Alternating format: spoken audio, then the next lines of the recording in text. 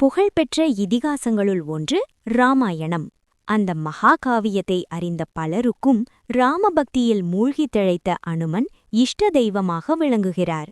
காற்றின் மைந்தனென்றும் அஞ்சனையின் புத்திரனென்றும் போற்றப்படும் இவரின் பிறப்பு, பால லீலைகள் என எல்லாமே நாம் அறிந்ததுதான். அனுமனை சிவனின் ருத்ர அவதாரம் என்பர். ஒருநாள் கையிலையில் பரமேஸ்வரர் ராமநாமத்தை ஜபித்தபடி இருந்தார். அதை கேட்ட பார்வதி, தங்களுடைய நாமத்தை விட சிறப்பு வாய்ந்ததா இந்த நாமம் என்று கேட்டார்.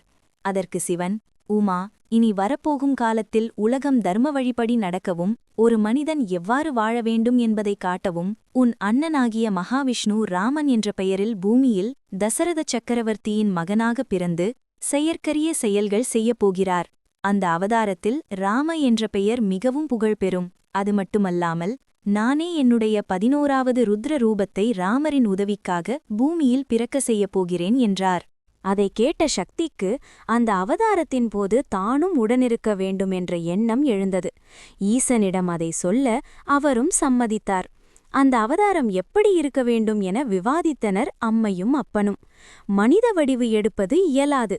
ஏனெனில் ராமனுக்கு தாசனாக பணியாளனாக இருக்க வேண்டும்.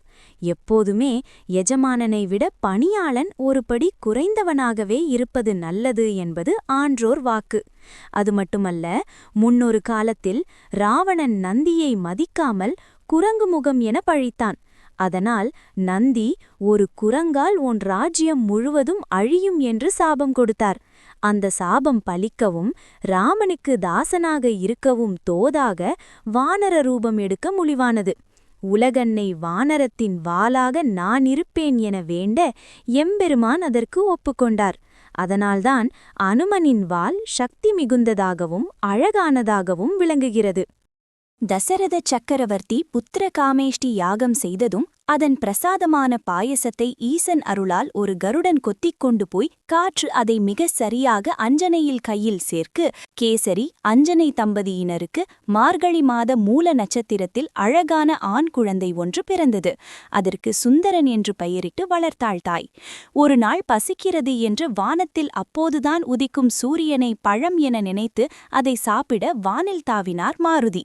அவரை தடுத்த இந்திரன் தன் ஆயுதத்தால் மிக மெதுவாக அவரது தாடையில் அடிக்க அது நீண்டு உருமாறியது.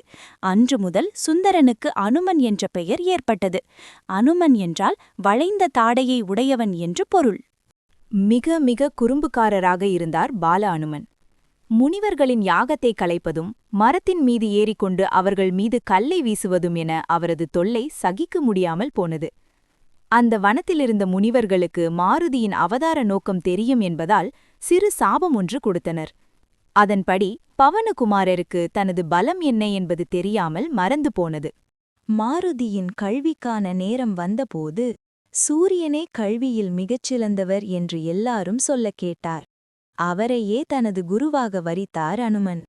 சூரியனின் சுழற்சி வேகத்துக்கு ஈடு கொடுத்து நடந்தபடியே 4 வகை வேதங்கள், தர்மசாஸ்திரங்கள், புராணங்கள் என எல்லாம் கற்றுத் தேர்ந்தார். அதோடு மட்டுமல்லாமல் வியாகரணம் எனப்படும் சமஸ்கிருத இலக்கணத்தை மிக நன்றாக கற்று பண்டிதர் என பெயர் பெற்றார். கல்விக்காலம் முடிந்ததும் தனது அவதார நோக்கத்தை அறிந்து கொண்டார் அவர். ராமபிரான் வரும் வரையில் காத்திருப்பதுதான் தன் கடமை என உணர்ந்து கொண்டார். அந்த நேரத்தில் சுக்ரீவன் மனைவியையும் நாட்டையும் இழந்து காட்டில் சுற்றிக் கொண்டிருந்தான். அவனது அமைச்சனாக வழிகாட்டியாக பணியில் அமர்ந்தார் அனுமன். ராமபிரானை முதலில் கண்டு தான் இன்னார் என்று வெளிப்படுத்திக் கொண்டு ராமனுக்கு அளப்பரிய பணிகள் அனுமன் செய்தது நாம் அறிந்தது. ஜாம்பவான் மாருதியின் பலத்தை நினைவுபடுத்த அதன் பிறகு அவர் கடலை தாண்டியதும் சீதையை கண்டதும் இலங்கையை தீக்கிரையாக்கியதும் நாடறிந்த ஒன்று.